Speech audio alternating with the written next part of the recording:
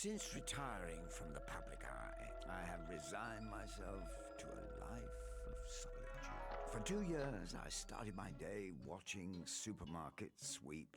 Days, then weeks, blurred into one long, sorry afternoon chat show. The next thing I know, some government goons show up at my house. Seems they've caught a whiff of old Mr. Sunshine himself, Raz. He's back in the media dimension, and they think I'm crazy enough to go back in after him. So they whisked me away to Interrogation 101. They play rough. Start giving me the business. I give a little back. So we negotiate a little something to cover my expenses. They throw in one of those secret agent suits, and I tell them we've got a deal. Looks like I'm heading back into the media dimension. There's going to be deja, ouch, all over again. Nice try, big boy. Okay, hello and welcome to Branch Replay's Gex Enter the Gecko. So this game originally came out in 1998. It also has a Nintendo 64 version that has an exclusive level, but I'm going to be playing the PlayStation version, which also has a level that the N64 version doesn't have. Also, when I was a kid, I thought this was the third game, because it was called Gex 3D Enter the Gecko. And as it turns out, no, Gex Deep Cover Gecko is the third one. It's called Gex 3D Enter the Gecko, because this was the first one in 3D. Because, you know, the first one was actually a 2D side-scroller. And I'm just going to ramble on more about the game as we enter our first level, Toon TV Out of Toon. I'm yours. Okay, so, in each stage we have 3 different objectives to collect remotes. You can pick one and then do another objective. Basically, think of... it kind of works on the same system that Mario 64 worked on, I guess. And also, to see the world as Keith Richards does. okay, so, one thing I should probably mention right out the gate is if I am playing I think it's specifically the British PAL region version of the game, which is why Gex sounds very different to how a lot of you may remember him. So, basically, in the North American version of the game, Gex was voiced by, I think it was Dana Gould? I don't know how to pronounce it, really sorry. And in this version of the game specifically, he was voiced by Leslie Phillips, who gave him more of a kind of suave secret agent style voice, I guess. And honestly, I think both definitely have like a certain degree of charm to them. But this is the version of the game that I grew up playing. And so honestly, hearing the other is a little bit weird to me. And am I gonna take damage from that? Okay. Wait, I didn't take damage from that. I guess I timed that perfectly. Okay, so, you may have noticed I picked up 30 carrots and then they turned into these cans. Basically, I pick up the 30 carrots, they turn into cans. Then I pick up 40 cans, then they turn into... I don't remember what the third thing is, but I then collect 50 of those, and then I get a silver remote as a result of that. So basically, in each level, there are 2 silver remotes. One is hidden somewhere in the stage, and the other is for collecting enough of these.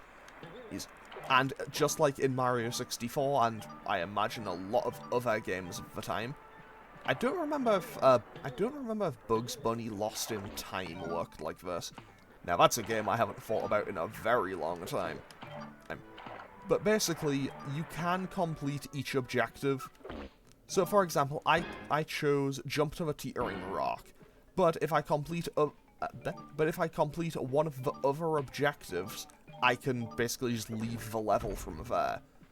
So pretty much, it does make you go through each level multiple times, and I don't actually need to go over there, because what I need to do right now, fortunately for me, I do remember playing this game quite a bit when I was a kid, so I have quite a bit of memory from this game.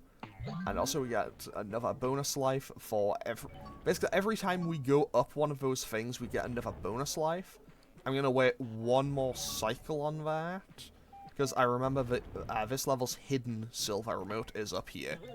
So we now have one silver remote, fantastic. And, okay, I didn't get pushed off there, but I now go into the hardhead area, where just, various heavy things will drop from the sky. Now, pretty much, well, that was close. In each level, there will be, sometimes there'll be 2, but in most of the levels, there's 3 objectives. That was very close. And unfortunately, you can't just do all of them and then collect every single one. You will have to come into each level multiple times. However, I think I am nearly actually done with this stage. Well, this one run through the stage. I will need to go further into the level to collect the final things, but for the most part, I have done most of the level now. And pretty much, I'm just going to be going for 100% completion, because that's what I did in my initial playthrough of this. So my initial playthrough of this, that was close, that will be in an unlisted playlist. That will be just in the description if you want to watch that. However, I will say, just like pretty much all of my old playthroughs, which is why I'm redoing them, it is borderline, like, inaudible. So, basically that is part of why I'm redoing all of these. Okay, I need to collect 28 more of these kind of, explosive plungers before I can move on and exit the stage. Because realistically, I don't want to have to do each thing a bazillion times. So, pretty much, I'm just going to go ahead further into the level. Also, you know, we get Wabbit Season, because obviously this is a Looney Tunes inspired area. And also, in these purple TVs, you get a bonus life. So, purple TVs will give you a bonus life. Green TVs will give you just 1 additional life, in the form, which appears in the form of a fly. Also, these two, there are 2 hunters in this stage, these Elmer Fudd-looking guys. And one of the objectives is to hunt the 2 hunters. So basically, if I kill the other one of them, I will also unlock another exit. However, I think if I complete all of the objectives, I'll still have to do... Like, if I complete an objective and then leave through a different TV, I'll still have to do it again. Put it on my tongue. But on the plus side, we are pretty much just about done. Actually, maybe what I should do... maybe that would be either play, actually. Either way, I'll be running through this level 3 times, so, you know what, it'll be fine. And we just... Wait, one more. There we go. Hello. So, now we have our 2 silver remotes from this stage. Having the silver remotes, pretty much, they are required to unlock some of the hidden stages later on. And you don't need to do those, but obviously, since I'm going for 100% completion, I kind of do need to do all of them. There's also, in various places in the game, you will also see kind of black and white TVs. I nearly jumped way too far there. The black and white TVs will give you a 1-up. Not a 1-up, they are a checkpoint. And honestly, it's a weird... This game has a slightly weird case with those, because honestly, there's some times where I feel like you just don't get a checkpoint when you really should. But with that, we can now leave the stage and grab our first... I may have stood on the exit while it was looked the other way, but hey, so we've now completed the 3rd objective and got the 2 silver remotes. Basically, we'll unlock access to the first boss at 3 red remotes. So if I just click resume play and then quickly run on over here, I will be going right back to Out of Tune, but I do want to quickly show this. So, Gilligak's Isle will be our first boss fight, and we'll be doing that later in the episode because realistically, it doesn't take very long. To be totally honest, I don't know how many episodes this will take to do the entire game 100%, because I know last time it took me, I think it was 13 episodes, but I don't actually know how many it will take this time. Because now I actually kind of know what I'm doing, so I don't need to worry about it anywhere near as much. And because I, whatchamacallit, got both silver medals, not medals, both silver remotes, including the one for collecting all the stuff, I can kind of just beeline my way through the stage now without needing to worry. So pretty much I can now just run right on through. Oh, so yeah, we'll just keep doing that. Now, I should also note, I know I've said in the past I should really stop doing so. Also, I should just, you know, collect all of the 1-ups if I can, just on the off chance that I need them. I more than likely won't. But hey, not gonna complain about getting more lives. So yeah, basically, can I bounce up to there? I can. That is good to know. So yeah, basically, I know I've said in multiple playthroughs I need to stop, like, recording ahead of myself, but, so I'm recording this, it's, like, like, near the end of May? Okay, so, specifically, actually, no, I'm recording this about a week before it goes up, pretty much. Because I want to get myself just a bit ahead again, and by that I mean I need to get myself ahead for when Shin Megami Tensei 5 Vengeance comes out, because just like with Persona 3 Reload earlier, in the year, I kind of just want to be able to sit and play that all the time, until I'm done with it. And yeah, hopefully that won't be too bad. Also, honestly, I genuinely think the fastest mode of transportation in this game is to just do the flying kick all the time. Also, Gex's tail is apparently enough to just, like, kick bullets out of the sky. And now that TV right next to us will turn on, so we can leave the stage from here. So yeah, I'm recording this on May 13th. So I'm recording this on the 13th of May. So Persona 1's penultimate episode has just gone up like 2 hours after... Yeah, I'm recording this about 2 hours after the episode... I think it's after episode 36 of Persona went up. So yeah, I don't know how many episodes this will take, but we'll get through it. To be totally honest, I might end up... Actually, I don't know. Anyway, that is something for future me to worry about. For now, I'm just going to focus on playing Gex. So, while I also mentioned earlier that Gex has different VAs in different versions of the game, and I just got an anvil dropped on my head. But hey, that's just cartoon logic. Okay, also, there will be many references throughout this game. That's just like... that are either, this is a reference to what, or who, and I will not be able to tell you all of them. Like, I know that, that line that you just had about being able to see the world as Keith Richards does. I know who, I've heard of him. I think he's one of the Rolling Stones. I might be wrong on that. But like, I know I've heard of him. Also, that is a huge B. And it just kind of kicked me in the head. Well, I guess it more like headbutted me, but whatever. So these green TVs will give you just one kind of life up. If you have full health and hit one of these, the fly will kind of just like hover around you, so you can kind of just have one hit in reserve. That was close. Also, these bear traps are very Looney Tunes, I guess. I mean, no more so than the Hunter, because, you know, that's just an L method. Okay, so we are now entering the kind of final area of the stage. There's a checkpoint. Unfortunately, the checkpoints do just kind of flash like that. I'm not a huge fan of that. And there is a huge gust of wind through this area. Also, one thing you will note throughout this game is I will probably be wrestling with the camera quite a bit. This game's camera is not always reliable. Okay. That is just a sign that says pimp strutting. As you do.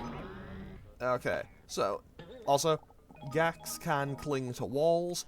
We will be seeing a lot more of this in future levels, and I'm going the wrong way. But yeah, The camera, I can switch it to normal, to manual, semi-automatic, or fully automatic. However, I've historically found that when it's in manual, it doesn't always work, and when it's in full auto mode, it kind of just goes all over the place sometimes. So, basically, long story short, I will be grappling with the camera. With the camera, I'm doing so well at talking today. I'll probably be having a grappling contest with the camera for most of the game. But hey, we are now at the end. This is the teetering rock. So now we just have to hop on up here. You know, just get a nice little bonus life. I was hoping I could skip that. Turns out I couldn't. But with that, we are now done with... What was this level called? Out of Tune, I think it was called. Anyway, that's this level complete, and we can now head on over to Gilligack's Isle if we so choose to. Because now, with 3 remotes, we gain access to a new channel. And that is the first boss fight. And to be totally honest, I'm not too worried about leaving it until the end of the episode, because I'll be totally honest, that boss fight can be done in about 20 seconds. It is an incredibly short and easy boss fight. Also, if I just fall off the side there, I don't need to worry, I just get reset to there. However, if I go further into the media dimension, it can be an annoyance. So now we're going to be entering Scream TV, which is obviously the horror channel, and its first set of levels, Smellraiser, which obviously is a joke/reference to Hellraiser. Which, okay, so I know that there's like a bazillion of those movies. I think there's like 10 or 12 of them or something. And common consensus seems to be like the first 2 are good, and then the others are just bad. However, I will be totally honest.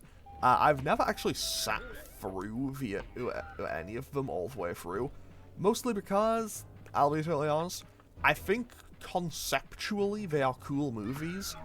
Like, conceptually, I think they are really cool movies. But they're kind of just too gross for me. Like, yeah, it's just like, I think conceptually they have a lot of cool concepts, which, now that I've said that, is kind of redundant.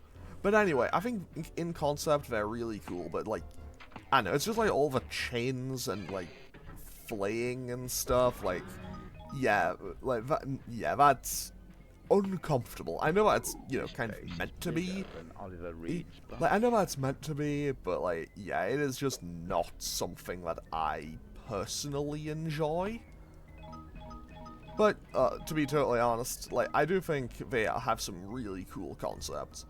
Okay, so, in this stage, I need to just get to the end of the level, ride the haunted elevator, I think the last one was, or break these blood coolers.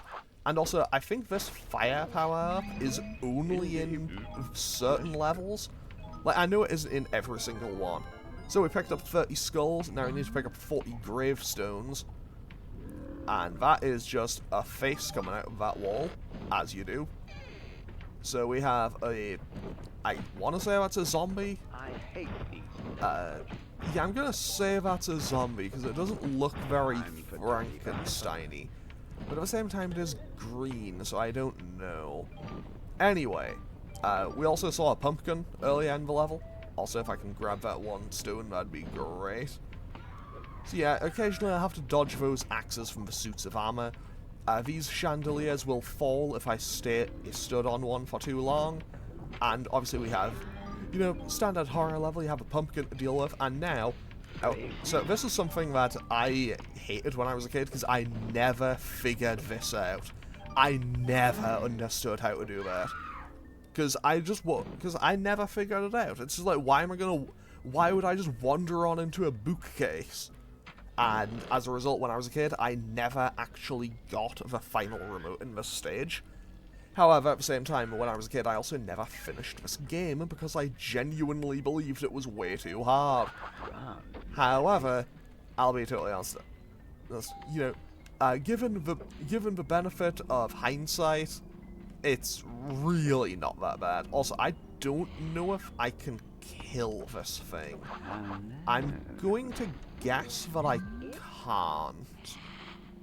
However, it does want me to stay in the light, otherwise I will be attacked. But hey, that's just a good thing to know.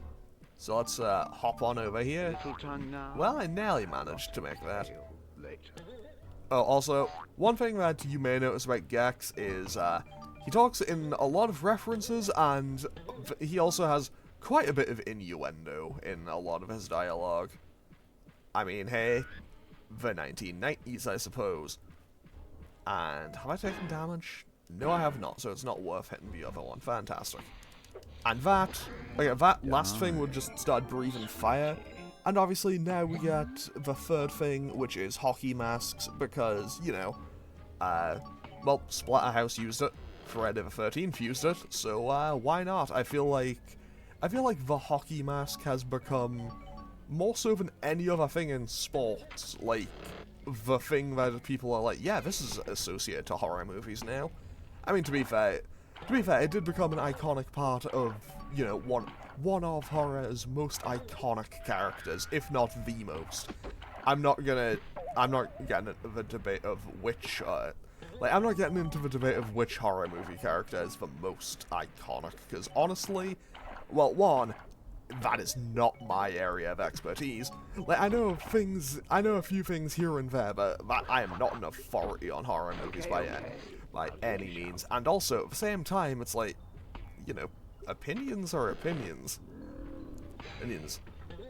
Like, yeah, I think objectively, you have, like, kind of a few that stand out. Like, obviously, if you're talking about iconic horror characters, like, the Michaels, the Jasons, and the Freddys of the world kind of stick out.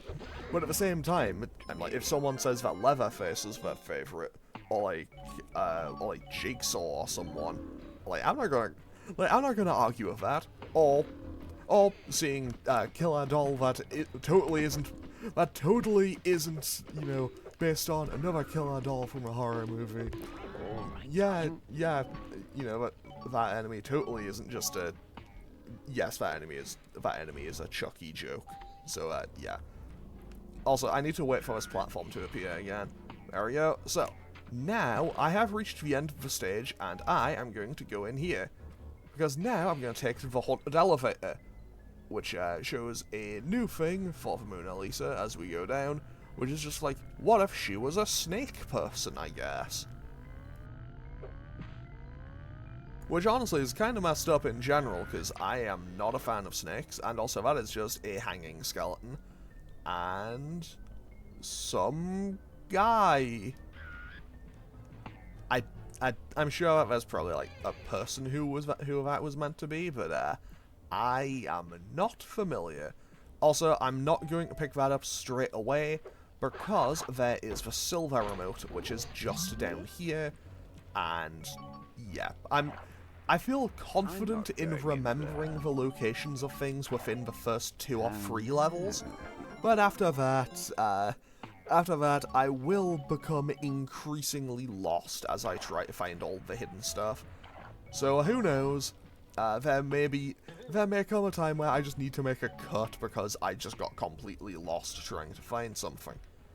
Now, also, because we never got a proper look at him previously, there's Rez. He is our main antagonist for the game. I mean, technically for the entire series, but who's counting? I mean, realistically, Gex only ever had 3 games to my knowledge.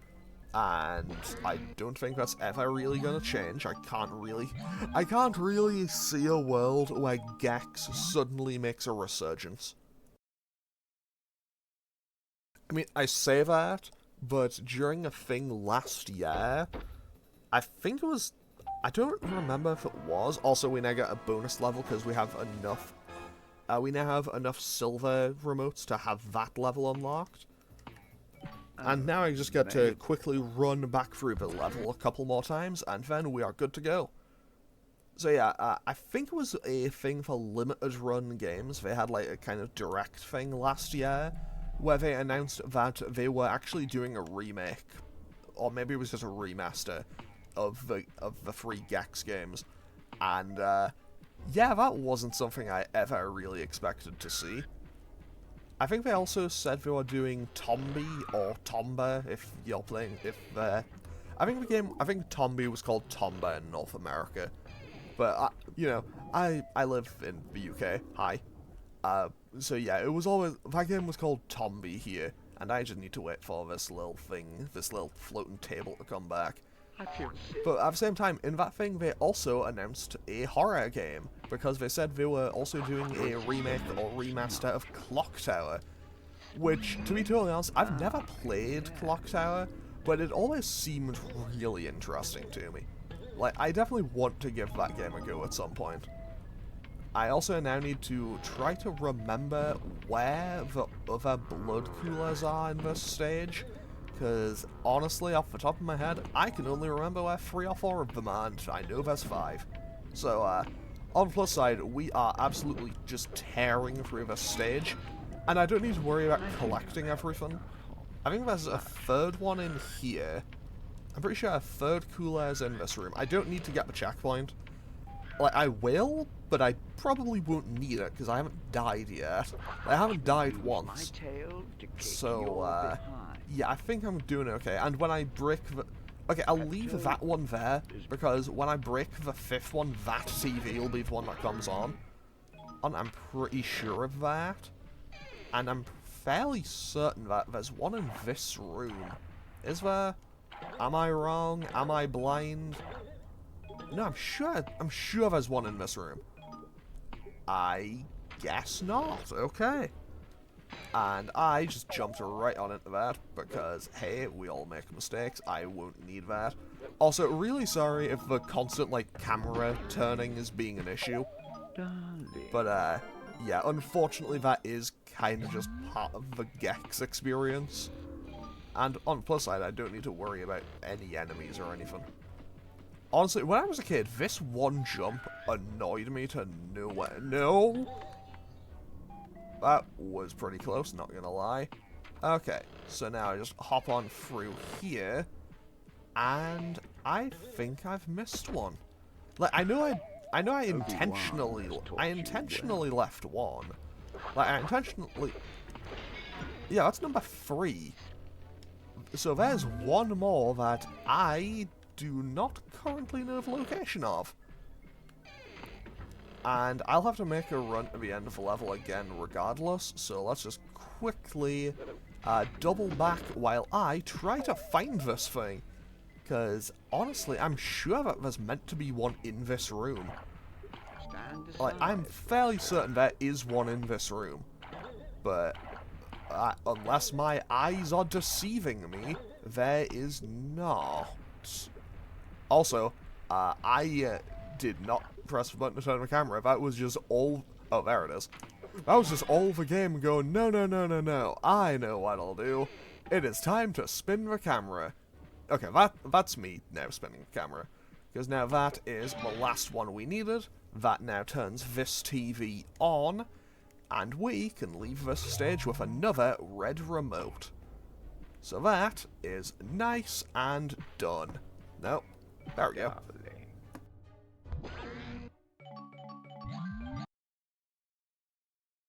Okay, so back into the media dimension, and then just right back into Smell Razor for one final time. And I have 21 levels.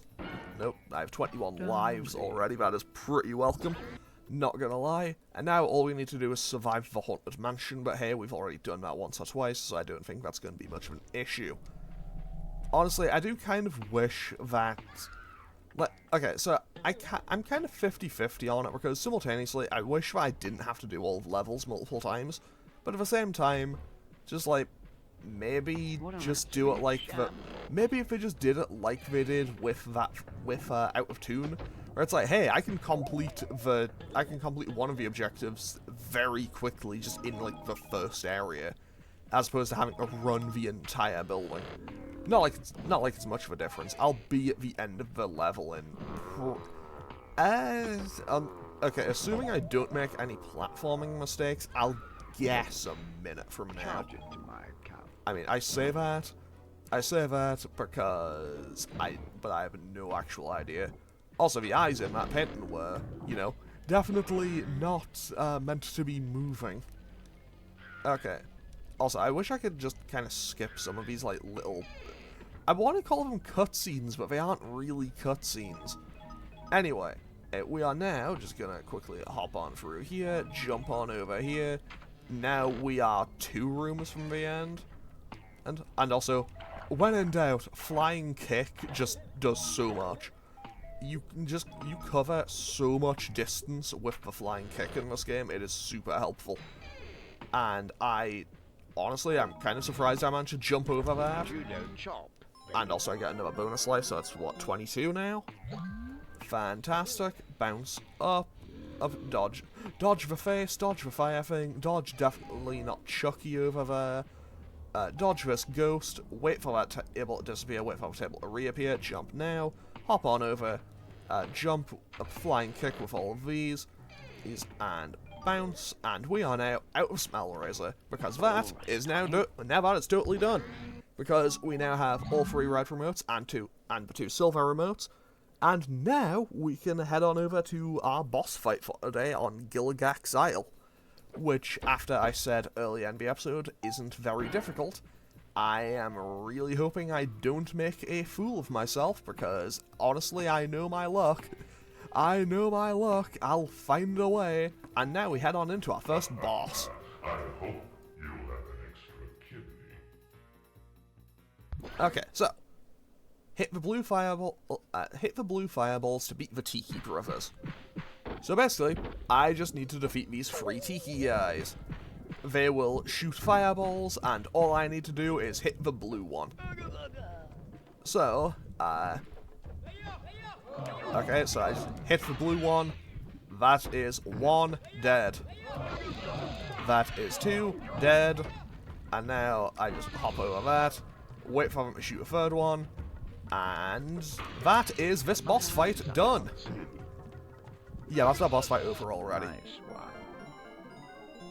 I wasn't kidding when I said you could do that boss fight in about 20 seconds. But yeah, with that, we now gain access to our next area of the media dimension. And also, we're kind of like almost done with our first zone.